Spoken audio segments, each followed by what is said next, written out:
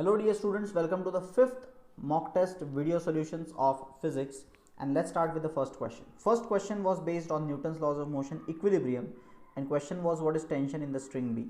Clearly in equilibrium point A के ऊपर 100 kg weight मतलब 100 g Newton का force is acting, 100 into g is acceleration due to gravity. This force we don't know and this is tension. Now to resolve this, obviously horizontal and vertical we will not resolve, we will always resolve those forces which are not horizontal or vertical. So if I resolve this, as angle is given 45, this will be t by root 2, this will be t by root 2. And if t by root 2 is balancing 100 g, this t by root 2 should also balance 100 g, matlab ye tension should be 100 g. Answer is C for question number 1. Very simple question. Question number 2.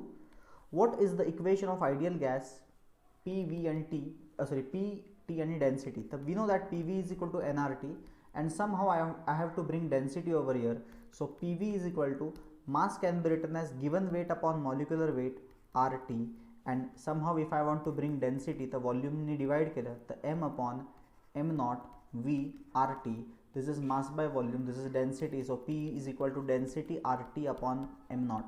Since this is constant, what I can do is I can say this is also constant. P upon dt is constant. So P1 upon d1 t1 is P2 upon d2 t2. So answer is delta. P1 upon d1 t1 is P2 upon d2 t2. Answer is delta for question number 2. Third question. In photoelectric effect, the kinetic energy of electron emitted from metal surface depends on which factor?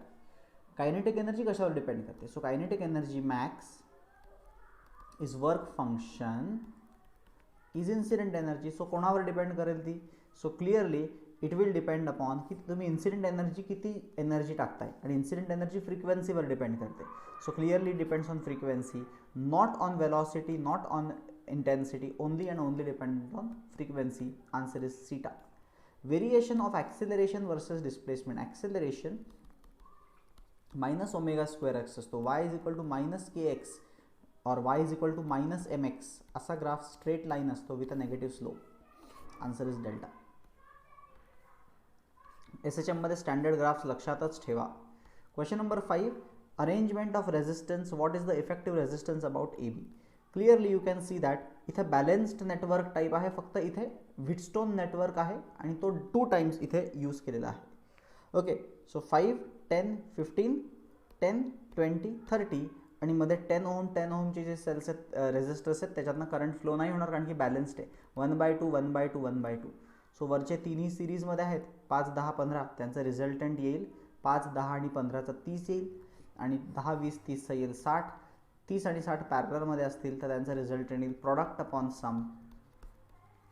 Answer येईल 20. 20 is the answer for question number 5. Sixth question. A pipe open at both ends produce frequency F1. When the pipe is kept 3/4 of its length in water. आता त्या पाईपची 3/4 length वॉटरमध्ये ठेवली आहे, म्हणजे basically length 1/4 केली आहे. Length 1/4 केली आहे तर फ्रिक्वेन्सी F2 होत आहे. ओके, आता बघा पाईप जेव्हा ओपन होता ना तेव्हा त्याचा फॉर्म्युला असतो V/2L. आता काय झालं आहे, पाईप क्लोज झालं आहे म्हणून V/4L झालं पाहिजे, बट Lच्या ऐवजी L/4 वापरावं लागेल मला बिकॉज लेंथ 1/4 झाली आहे. सो F2ची व्हॅल्यू V/L येते आणि F1ची व्हॅल्यू V/2L येते. आपल्याला विचारलं व्हॉट इज F1/F2? F1/F2 काय येईल? V/2L upon V/L. VL cancel. Answer is 1:2. Answer is beta. 6th answer is beta. Question number 7. A particle with 10⁻⁻11 coulomb of charge and this mass is moving in magnetic field along y-axis. Uniform static magnetic field एवढी आहे which is acting along x-axis. What is the force acting on the particle? Clearly force acting on the particle is Q into V cross B. Charge दिलेला आहे का? Yes, 10⁻11. Velocity दिली आहे का? Yes, 10⁸. Along y-axis म्हणजे J cap. Cross what is magnetic field? 0.5 Tesla. Along x-axis म्हणजे I cap. आता हे मल्टिप्लाय करायचं.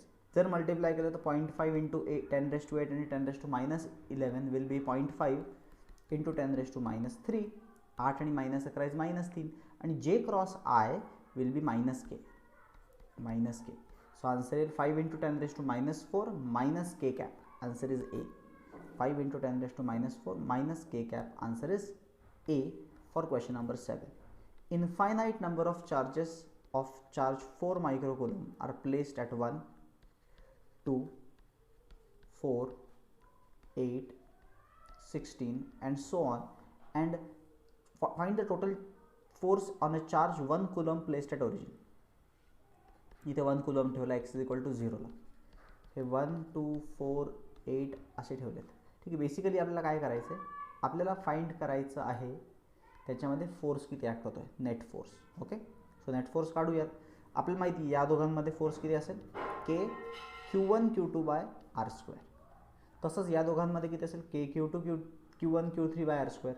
सो आपल्याला याच्यामध्ये कॉमन काय येणार आहे, के कॉन्स्टंट येणार आहे कॉमन, आणि याचा चार्ज 1 आहे तसा पण, सो तो पण कॉन्स्टंट येणार आहे. फक्त आपल्याला ह्याचा charge upon distance square add करत जायचं आहे. 4 upon 1 square, 4 upon 2 square, 4 upon 4 square. Basically 4 पण कॉमन घेऊ शकतो मी. So 1 upon 1 square, 1 upon 2 square, 1 upon 4 square, 1 upon 8 square add करत जायचं आहे. आणि हा काय बनतोय, हा basically 1 upon 1 plus 1 upon 4 plus 1 upon 16 plus 1 upon 64 हा एक जी पी बनतोय, ज्याच्यामध्ये ए तर 1 आहे आणि कॉमन रेशो 1/4 आहे. आणि हा सम अप टू इन्फिनिटी करायला गेला तुम्ही तर ए अपॉन 1 मायनस आरचा फॉर्म्युलाप्रमाणे 1 minus 1 upon 1/4 that is equal to 4/3. ह्याचं उत्तर 4/3 येत आहे. सो के इंटू 4 इंटू 4/3 असं उत्तर येईल. आणि केची व्हॅल्यू 9 इंटू 10 रेज टू 9 असते. सो आणि मायक्रो पण आहे त्याचा, मायक्रोचा 10 रेज टू -6 आणि प्लस 3 होईल, 3 3 जा, सो 16 3 जा 48 इंटू 10 रेज टू 3 आन्सर येईल. 48 into 10 raise to 3 which is answer beta. So हा क्वेश्चन सिम्पल होता, जी पी वरती बेस्ड क्वेश्चन होता. 8th question. क्वेश्चन नंबर 9 वाचा. A mass is suspended from rope of length 4 meter from a ceiling. Force 4 मीटरची string आहे. Mid पॉईंटला आडवा force लावला आहे 60 न्यूटनचा, त्यामुळे स्ट्रिंग बेंड झाली 2 मीटर 2 मीटर 2 मीटर. ओके, आणि असा फोर्स लावला 60चा. आता angle made by the rope with vertical काय असेल असा अँगल विचारला आहे, म्हणजेच हा अँगल विचारला आहे. Okay, assume that the mass is negligible. Weight किती आहे 20 kg म्हणजे 200 न्यूटन आहे. 200 न्यूटन इथे ॲक्ट होतं आहे. ठीक आहे. टेन्शनचा कॉस्ट कॉम्पोनंट बॅलेन्स करेल 200ला. टी कॉस थीटा कोणाला बॅलेन्स करेल 200ला, आणि टीचा साईन कॉम्पोनंट कोणाला बॅलेन्स करेल 60ला. सो रेशो घेतला तर टॅन थीटा मिळेल मला. सेकंड अपॉन फर्स्ट केलं तर टॅन थीटा मिळेल. टॅन थीटा मिळेल 60/200 that is equal to 0.3 3/10. Inverse घेतला टॅन इन्व्हर्स 3/10 आन्सर येईल delta for question number 9. Let's move to the next question, that is the 10th question. A potentiometer wire galvanometer shows no deflection when the cell is connected across 60 cm of the wire. म्हणजे basically balancing length 60ला मिळत आहे. 60ला balancing length मिळत आहे. If the cell is shunted with 6 ohm, then the balancing length drops to 50. म्हणजे L1 दिलाय 60, L2 दिलाय 50. विचारलं internal resistance. आठवते का इंटरनल रेजिस्टन्सचा formula, L1 by L2 minus 1 म्हणजे 6 ohm 60/50 minus 1.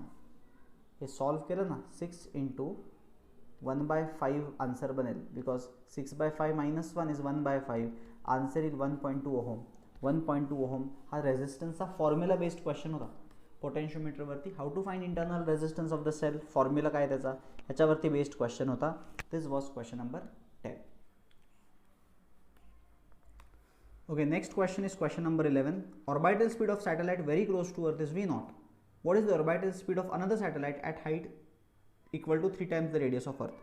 At height equal to 3 times the radius of Earth म्हणजे radius of orbit किती येईल 4r येईल.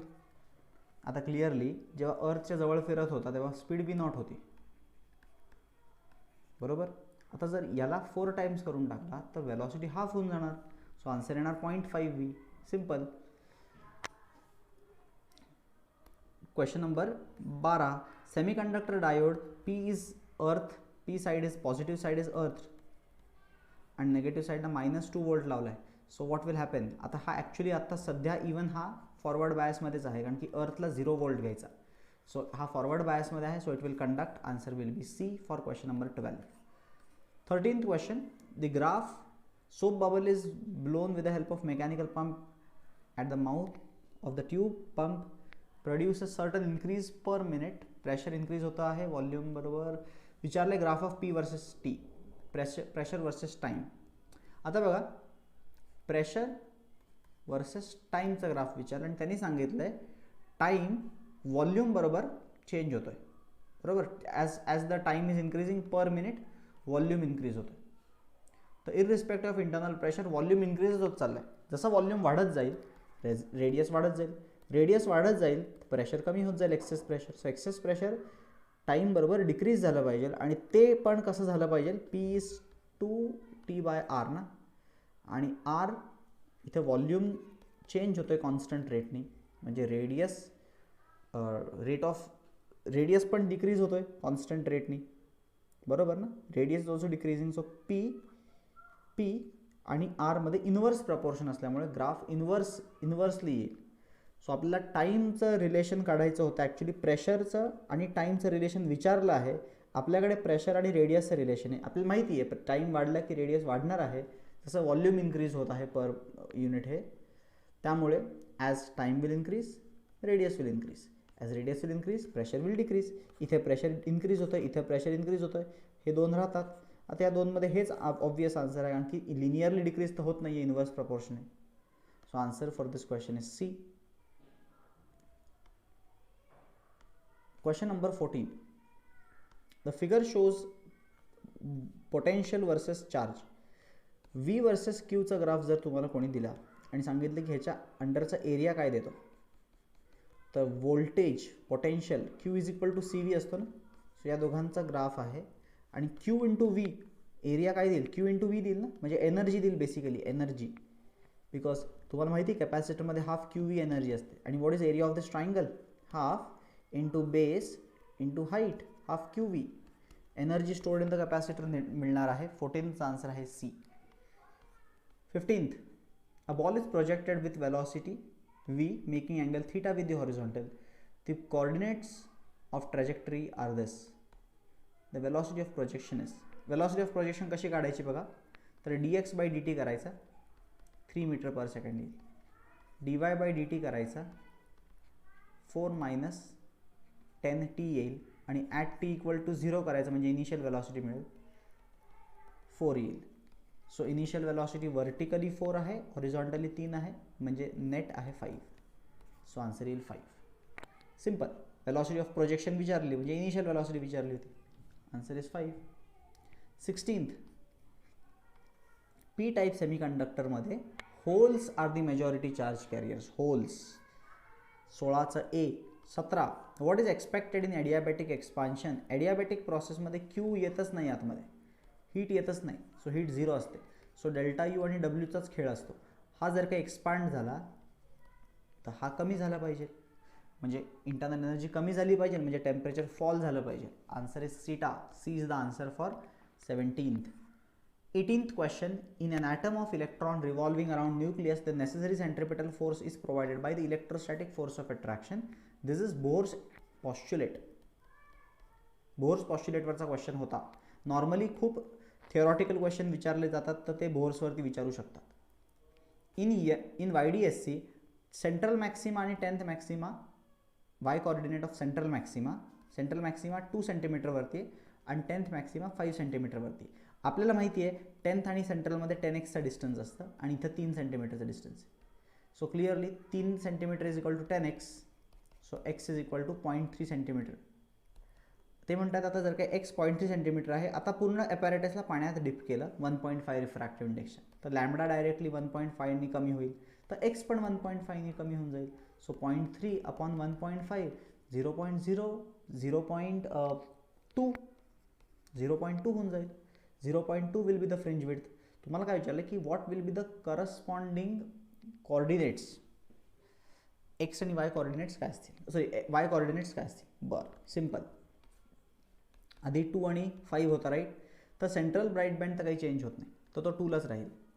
फक्त हा जो आहे ना, हा दूर जो होता तो आता जवळ येऊन जाईल, कारण की एक्स कमी झाला, आधी 0.3 होता, एक्स 0.3 सेंटीमीटर होता आधी. सेंट्रल ब्राईट बँड आणि 10th ब्राईट बँडमध्ये डिस्टन्स किती होता, 10x होता ना, तर ते 3 सेंटीमीटर होतं, 3 सेंटीमीटर. आता काय होईल, डिप केल्यावरती पाण्यामध्ये एक्सच कमी होऊन जाईल, एक्स 0.3च्या ऐवजी 0.2 होऊन जाईल, त्यामुळे आता 10x किती बनेल, 2 सेंटीमीटर बनेल. सो 2 + 2 4, 2 आणि 4 असे कोऑर्डिनेट्स ऑफ y असतील for question number 19. 20th question. 12 ohm resistor, 0.21 Henry inductor are connected in series. 12.21 Henry are connected in series to an open AC circuit, 12 volt, 50 hertz. What is the phase angle between the current and voltage? Current आणि voltage मध्ये tan phi काय आहे, tan phi असतो XL/R. XL/R असतो, XL minus XC/R असतो, XC नाहीच येते. XL is omega L/R. Omega is 2 pi into 50 into L is 0.21 upon R is 12. 2 6 जा. What is pi? Pi is 22/7 into 50 into 0.21 upon 6. 50 चा 0 ह्याला दिला तर 2.1 होईल.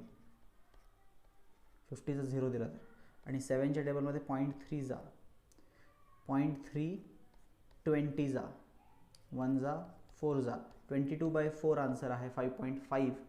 5.5 आन्सर येते 5.5. tan 5.5 येत असेल, tan 5.5 येत असेल तर नक्कीच 30 आणि 45 पॉसिबल नाही, 90ला तर इन्फिनिटी येईल. सो आन्सर ऑब्व्हियसली राहतं, that is 80 degree Celsius approximately. नक्कीच ऑप्शन्स दूर दूर आहेत म्हणून सॉल्व्ह झाला. Question number 21. Light takes time t1 to cover distance x in vacuum and t2 seconds to cover 10x distance in the medium. Find the critical angle for the corresponding medium. बघा, speed किती आहे लाईटची व्हॅक्यूममध्ये, x/t1 आहे व्हॅक्यूममध्ये, आणि मीडियममध्ये किती स्पीड आहे 10x/t2 आहे. आणि रिफ्रॅक्टिव्ह इंडेक्स, क्रिटिकल अँगलचा फॉर्म्युला काय असतो, साइन इनवर्स छोटा स्पीड अपॉन मोठा स्पीड. कारण की ऑब्व्हियसली साइन इनवर्स वरती मोठा स्पीड घेतला तर साइन इनवर्स ग्रेटर दॅन 1 होऊन जाईल. ग्रेटर दॅन 1, 1.1 वगैरेचा इनवर्स काढू शकत नाही, लेस दॅन 1 पाहिजे. सो वरती छोटा स्पीड पाहिजे, छोटा स्पीड मीडियमचा स्पीड असतो, आणि खाली मोठा स्पीड पाहिजे जो व्हॅक्यूमचा स्पीड असतो. x गेला, तुमचं उत्तर येईल 10t1/t2 sine inverse of 10t1/t2. Answer is सीटा. 21चा आन्सर इज सीटा. स्पीड्स काढले आणि फॉर्म्युला वापरला. Length of a pipe open at both end is 0.5 meter. Calculate the fundamental frequency of the pipe. V/2L 340 किंवा 350 अपॉन 2L केलं तर 1 येईल. So 350 hertz. एक तर A किंवा C. पुढे if one end of the pipe is closed, आता एक एंड बंद करून टाकला तर 2च्या ऐवजी 4 येईल, त्यामुळे अर्धा होऊन जाईल, तो 175 होऊन जाईल. सो आन्सर ए येणार आहे. सिम्पल. 22चा ए. 23 यंग्स एक्सपेरिमेंटमध्ये 60 फ्रिंजेस मोनोक्रोमॅटिक लाईट 4000 अँगस्ट्रॉम युनिटवाली यूज केली तर, आता जर मी मोनोक्रोमॅटिक लाईट 6000 वाली यूज केली ना, म्हणजे मी वेवलेंथ 1.5 टाइम्स इन्क्रीज केली, 1.5 टाइम्स, तर बँड्स पण 1.5 टाइम्स वाढतील. बँड्स 1.5 टाइम वाढतील म्हणजे बँड कमी दिसतील, म्हणजे 1/1.5 टाइम बँड दिसतील, 1/1.5 टाइम म्हणजे 40 बँड्स दिसतील. Answer is beta. Only 40 bands will be visible now, कारण की बँड्स मोठे झाले वेवलेंथ वाढवल्यामुळे. कॉमन सेन्स आहे, फॉर्म्युला असे काही नाही, डायरेक्टली लॉजिक वापरायचं. 24 कंडक्टरची लेंथ 2 मीटर आहे, कॅरिंग करंट एवढा, मॅग्नेटिक फील्ड एवढी, एक्सपिरियन्स एवढा, फोर्स, अँगल किती, F is equal to BIL sine theta. Force acting दिला आहे 5 × 10⁻³ मॅग्नेटिक फील्ड दिली आहे 5 × 10⁻⁴. करंट दिला आहे 10 एम्पियर, लेंथ दिली आहे 2 मीटर आणि साइन थीटा. 10⁻1 आणि 10⁻⁴चा 10⁻³ या 10⁻³ ला कॅन्सल करेल, 5 कॅन्सल होऊन जाईल. सो हा 2 इकडे आला की हाफ बनेल. साइन थीटा हाफ केव्हा असतो, जेव्हा अँगल 30 डिग्री असतो. 24चं ए. 25th question. एरिया दिला आहे, नंबर ऑफ टर्न्स दिले आहेत, मॅग्नेटिक फील्ड दिली आहे, रोटेशन दिला आहे. What is the magnitude of EMF. 90 degree rotate झाला. सो आधी NBA एवढा आधी फ्लक्स होता, फायनली फ्लक्स 0 झाला. Divided by time will give you EMF. किती फ्लक्स चेंज झाला ना, d∅/dt असतो. सो आधीचा फ्लक्स काढून घेऊयात. Number of turns 500, magnetic field 4 × 10⁻⁵ आणि एरिया 0.05 म्हणजे 5 × 10⁻². -2 will cancel, -2 will cancel and 2 zeros will cancel. So 5 5 is 25, 25 4 is 100, 100 × 10⁻⁵ आला आहे वरती. डिवाइड बाय टाईम किती आहे, 0.1 सेकंड आहे ना, 0.1 सेकंड. 0.1 सेकंड म्हणजे 10⁻⁻1, 10⁻⁴ करेल ह्याला. 2 झिरो पण गेले तर 10⁻² होईल. 10⁻² म्हणजे 10 मिलीवोल्ट. 10⁻² म्हणजे 10 millivolt. Answer is delta. 26 transformer वरती based question. Primary windings of transformer 500, secondary 5000. Clearly 10 times तो त्याचा EMF करू शकतो. त्याची ताकद आहे 10 टाइम्स करण्याची. प्रायमरीला आपण 20 वोल्ट लावला तर सेकंडरीला किती मिळेल, 200 वोल्ट मिळणार. 200 वोल्ट, 200 वोल्ट आणि फ्रिक्वेन्सी तेवढीच चेंज होते, फ्रिक्वेन्सी तेवढीच राहते. 200 volt 50 hertz. What is the dimension of magnetic flux. Magnetic फ्लक्सचा डायमेन्शन काढण्यासाठी पहिल्यांदा फॉर्म्युला माहिती पाहिजे, d∅/dt असतो. ह्याचा डायमेन्शन काढायचं ना तुम्हाला. Voltage EMF is work done per unit charge. Work is L2m1t-2, charge is I1t1 is equal to d∅/dt. dt पण t1 असतो, t1 गेला.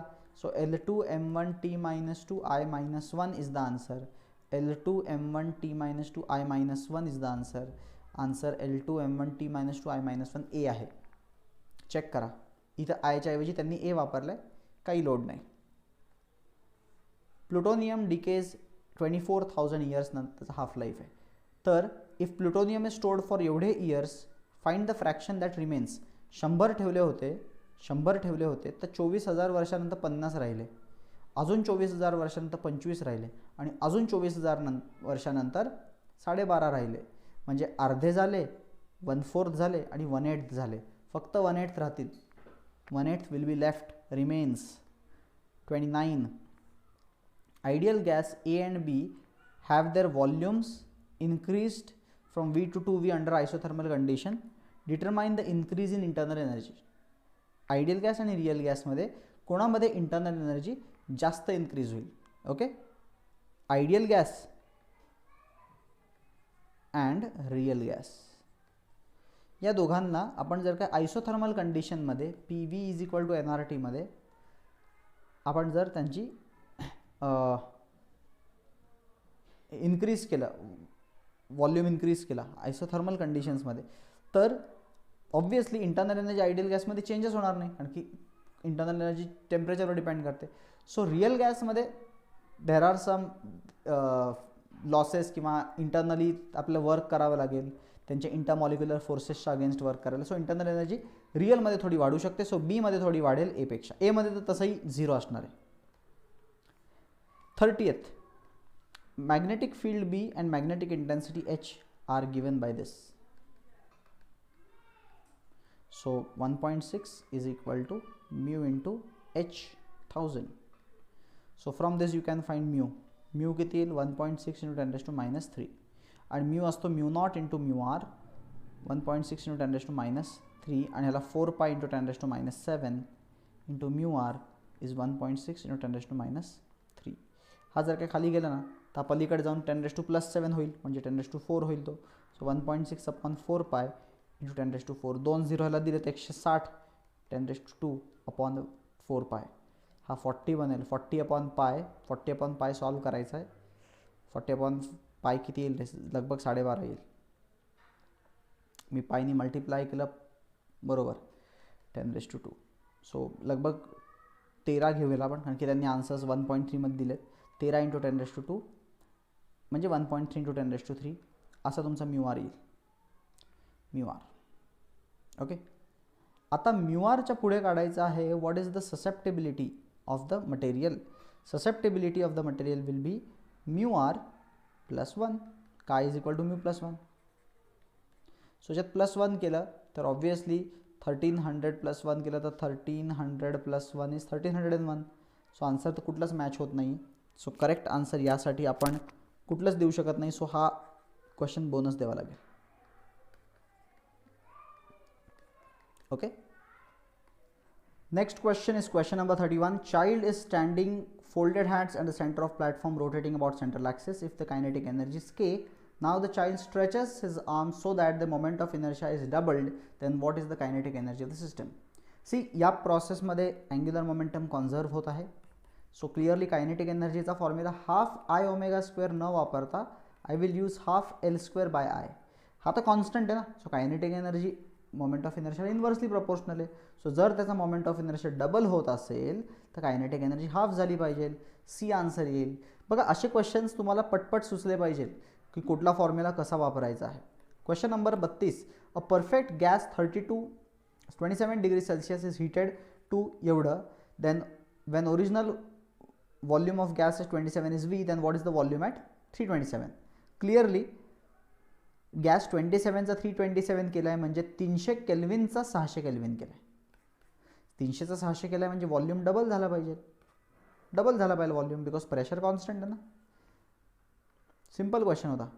लेसन नंबर 7 11th स्टँडर्डच्या याच्यावरती बेस्ड होता, थर्मल एक्सपान्शनवरती. Question number 33. 700, 500 आणि 400 ग्रॅमचे वजन इथे लावली आहेत आणि आता सध्या इक्विलिब्रियम आहे. सध्या इक्विलिब्रियम पोझिशन आहे. 700 वाला काढून टाकला 700 वाला काढून टाकला तर पिरियड आहे 3 सेकंड्स. 500 वाल्याला पण काढून टाकला, ऑल्सो रिमूव्ड, तर पिरियड किती असेल? टाइम पिरियड इज 2 पाय रूट ऑफ m/k. सो ज्यावेळेस 700 वाला काढून टाकला त्यावेळेस मास किती होता? 900 होता मास. आणि ज्यावेळेस 700 नंतर 500 पण काढून टाकला त्यावेळेस मास फक्त 400 राहिला. सो रेशो घेतला जर आपण तर T1/T2चा रेशो काय येईल माहिती का? 3:2 येईल. 900 आणि 400चा रूट काढला तर 3:2 येईल. आधीचा टाइम पिरियड 3 सेकंड होता, तर आताचा टाइम पिरियड किती येणार? सॉल्व करून बघा, 2 सेकंड येईल. Very simple question, very very simple question. 34. A coil of resistance 200 ohm and 1 Henry inductance is connected to AC frequency दिली आहे. Phase angle between the potential and current. परत एकदा same question. tan phi is equal to XL by R. XL is omega L by R. Omega 2 pi into frequency L is 1 upon R is 200. So 2 pi 200 सगळं गेलं, 1 राहिलं. 1 म्हणजे 45. 1 म्हणजे 45. Answer is सीटा 35. चांगला question आहे, मोठा वाटतोय. Photo electric emission is observed in a metallic surface of frequency μ1 and μ2. जेव्हा आपण μ1 ग्रेटर दॅन μ2 टाकतो. If the maximum values of kinetic energy are in the ratio 1:k, what is the threshold frequency of metallic surface? ठीक आहे. Kinetic energy first case आणि kinetic energy second केसचा ratio 1:k आहे. Then what is the threshold frequency? ठीक आहे. Frequencies h/1 जेव्हा टाकली तेव्हा φ0 प्लस ke1 आलं.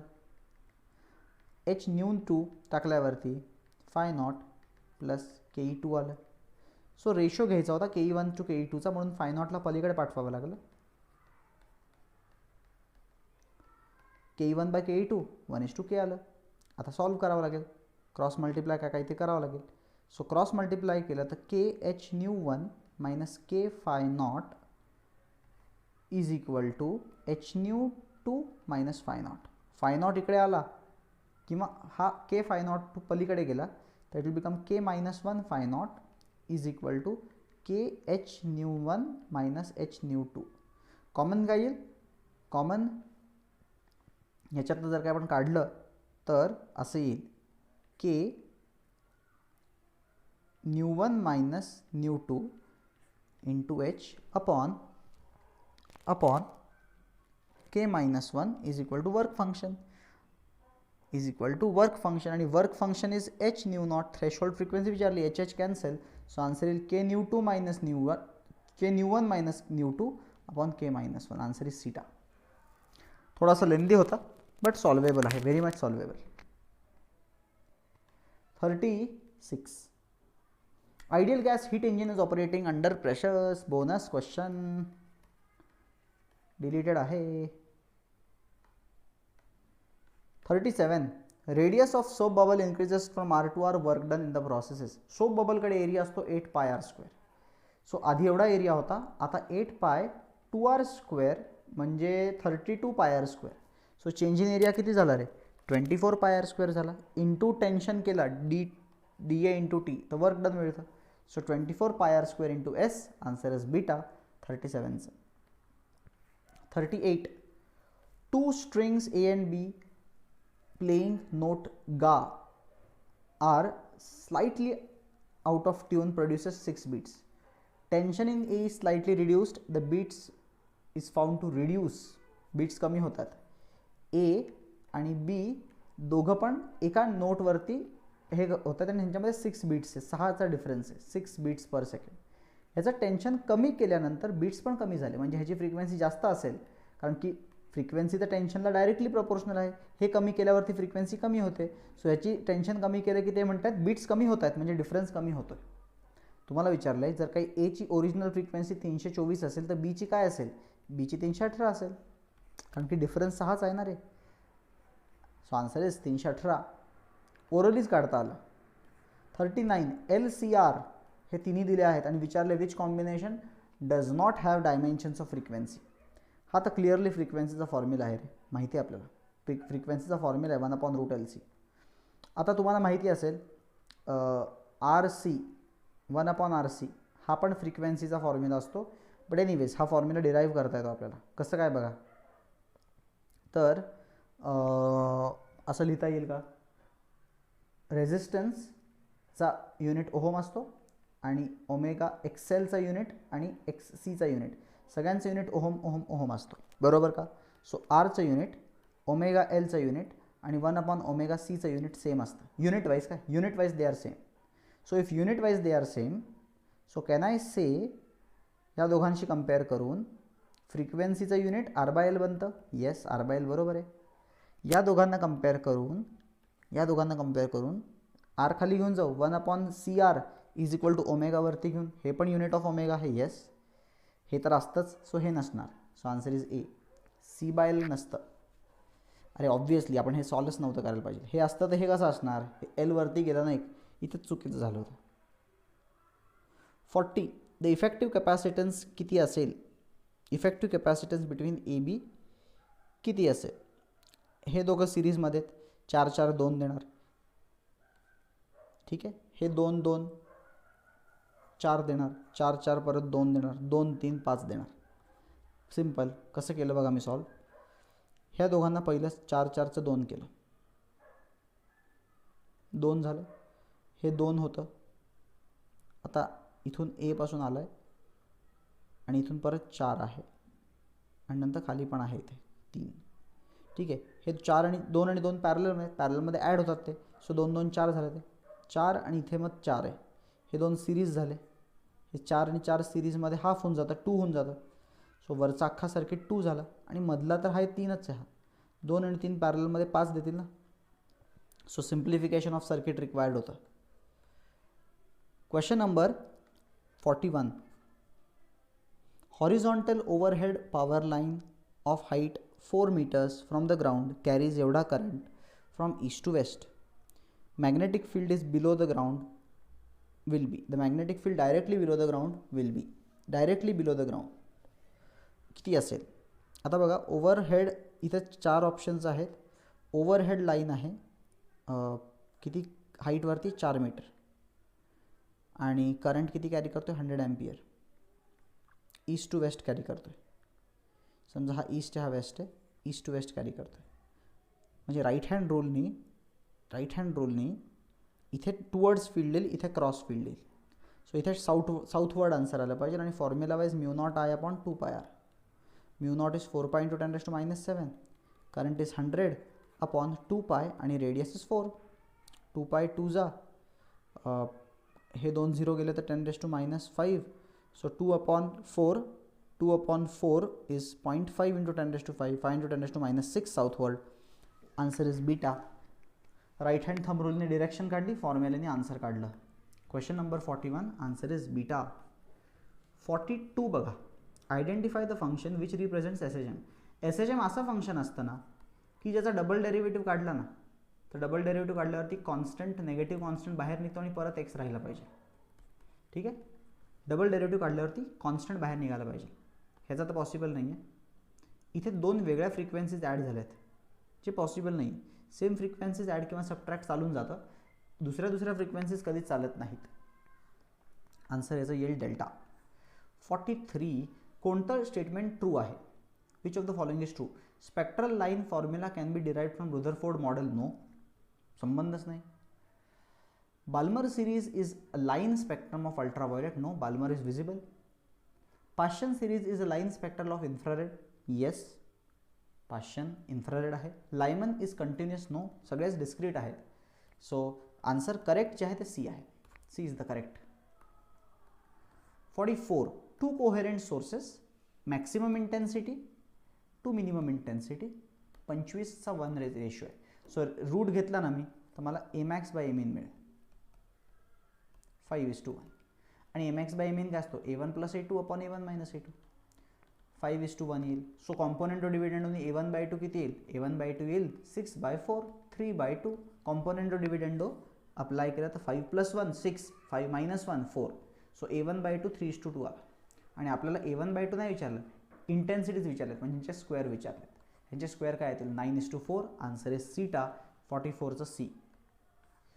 2 ऑर्गन पाईप्स ओपन आहेत, 25 आणि 25.5 10 बीट बनवतात. तर what is velocity of sound? V/2L असतो. So V/50 - V/51 is equal to 10. So cross multiply केलं तर 51V - 50V upon 50 is equal to 10. So V is equal to 50 into 10 is 5500 centimeter per second. Cross multiply केलं रे तर तुम्हाला V मिळाला. आणि metre पर सेकंडमध्ये 505. काहीतरी चुकतं आहे. हे 50 नाही, याचं मल्टिप्लिकेशन असं नाही येणार. 2550 येईल. 2550 येईल. इंटू 10 केलं ना तर 2550 सेंटीमीटर पर सेकंड म्हणजे 255 meter per second is the answer. 46 temperatures are in the ratio maximum wavelength of the first body एवढी असेल तर what is the second wavelength? Lambda max is inversely proportional to temperature. So टेम्परेचरचा ratio 3:2 तर वेवलेंथचा ratio 2:3. So lambda max 1 body आणि lambda max 2 बॉडीचा ratio 3:2 नाही 2:3 असेल. ही 4000 आहे तर ही किती असेल?